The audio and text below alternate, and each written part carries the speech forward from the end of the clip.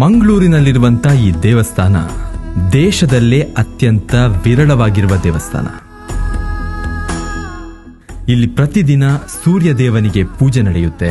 ಮಾನಸಿಕ ಒತ್ತಡ, ತಲೆನೋವು, ಚರ್ಮವ್ಯಾಧಿ, ಸಂತಾನಭಾಗ್ಯ, ಕೋರ್ಟ್ ವ್ಯಾಜ್ಯ ಇಂತಹ ಅನೇಕ ಸಮಸ್ಯೆಗಳಿಗೆ ಈ ಕ್ಷೇತ್ರಕ್ಕೆ ಬಂದು ಸಿಯಾಳವನ್ನು ಕೊಟ್ರೆ ಶೀಘ್ರವಾಗಿ ಉಪಶಮನವಾದಂತಹ ಅದೆಷ್ಟೋ ಉದಾಹರಣೆಗಳು ಇದೆ. ತನ್ನೋ ಸೂರ್ಯ ಪ್ರಚೋದಯಾತ್.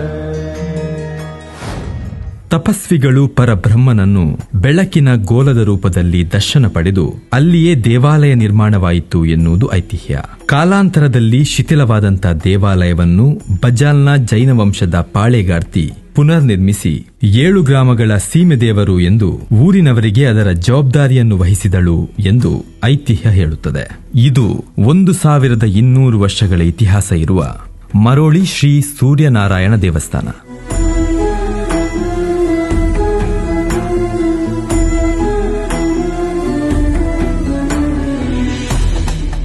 ಭಾರತದಲ್ಲಿಯೇ ಸೂರ್ಯದೇವನಿಗಿರುವ ದೇವಸ್ಥಾನಗಳು ಅತಿ ವಿರಳ.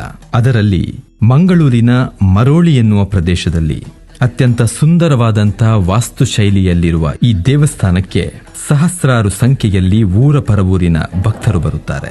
ನಮಸ್ಕಾರ ಸೇವೆ, ಸಿಯಾಳಾಭಿಷೇಕ ಸೇರಿದಂತೆ ಸೂರ್ಯನಾರಾಯಣ ದೇವರಿಗೆ ಪ್ರಿಯವಾದ ಅನೇಕ ಸೇವೆಗಳನ್ನು ಮಾಡಿಸಿ ಅತ್ಯಂತ ಶೀಘ್ರವಾಗಿ ಪರಿಹಾರವನ್ನು ಕಂಡುಕೊಳ್ಳುತ್ತಿದ್ದಾರೆ. ಈ ದೇವಸ್ಥಾನದ ಸುತ್ತ ಇರುವ ಕಂಬಗಳು ರಾಶಿ ನಕ್ಷತ್ರವನ್ನು ಪ್ರತಿಬಿಂಬಿಸುತ್ತದೆ. ಆ ಕಾರಣದಿಂದಾಗಿ ದೇವಸ್ಥಾನಕ್ಕೆ ಸುತ್ತು ಬಂದರೆ ಸೌರಮಂಡಲಕ್ಕೆ ಸುತ್ತು ಬಂದಷ್ಟು ಪುಣ್ಯವಿದೆ ಎಂಬ ನಂಬಿಕೆ ಇಲ್ಲಿದೆ. 2016ರಲ್ಲಿ ಈ ಕ್ಷೇತ್ರ ವಿಶಿಷ್ಟ ವಿನ್ಯಾಸದೊಂದಿಗೆ ಜೀರ್ಣೋದ್ಧಾರಗೊಂಡಿತು. ವರ್ಷಂಪ್ರತಿ ಅನೇಕ ಉತ್ಸವಗಳು ಈ ಕ್ಷೇತ್ರದಲ್ಲಿ ನಡೆಯುತ್ತದೆ.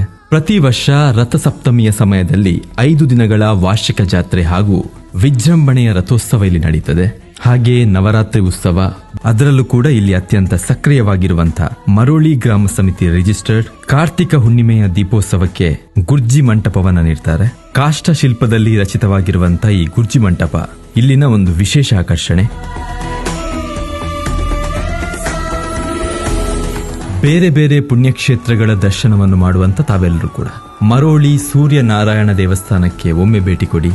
ಸೂರ್ಯನಾರಾಯಣ ದೇವರಿಗೆ ನಮಿಸ್ತಾ ತಮ್ಮ ಇಷ್ಟಾರ್ಥವನ್ನು ಈಡೇರಿಸಿಕೊಳ್ಳಿ.